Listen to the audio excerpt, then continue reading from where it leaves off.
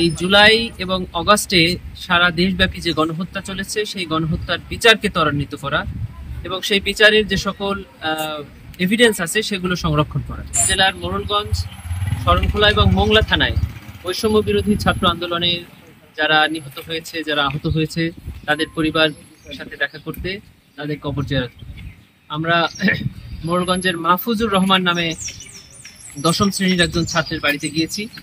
তার পরিবারের সাথে দেখা করেছি, তার কবর জিয়ারত করেছি। আমি মংলার প্রশাসনের সাথে কথা বলেছি, মোড়লগঞ্জের প্রশাসনের সাথে কথা বলেছি। মংলার আরেকজন শহীদ আছে, শহীদ শাহিন, তার বাড়িতেও গিয়েছি, তার কবর জিয়ারত করেছি। আমাদের মূল উদ্দেশ্য হলো এই জুলাই এবং অগাস্টে সারা দেশব্যাপী যে গণহত্যা চলেছে সেই গণহত্যার বিচারকে ত্বরান্বিত করা এবং সেই বিচারের যে সকল এভিডেন্স আছে সেগুলো সংরক্ষণ করা। শিয়া বাটার ও ভিটামিন ই সমৃদ্ধ lily glam beauty soap. Lily, always beautiful. আমরা ইতিমধ্যে আইন মন্ত্রণালয়ের পক্ষ থেকে সারা বাংলাদেশের ডিসিদেরকে একটি চিঠি পাঠিয়েছি যে যার কাছে এই বৈষম্য বিরোধী ছাত্র আন্দোলনের যে সকল তথ্য আছে সবকিছু যেন আমাদের আন্তর্জাতিক অপরাধ ট্রাইব্যুনালের প্রসিকিউশনের এবং তদন্ত সংস্থা বরাবর তারা প্রেরণ করে।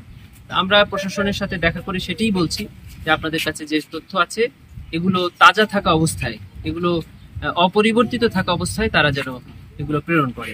তো আমি যেহেতু বাগেরহাটের মানুষ, সেজন্য প্রথম আমি আমার নিজ জেলা থেকে এই স্থানীয় তদন্ত শুরু করেছি। সেজন্যই আমার এখানে আসা এবং সকলের সাথে দেখা। এটি ছিল আমার এই সফরের কার্যক্রম।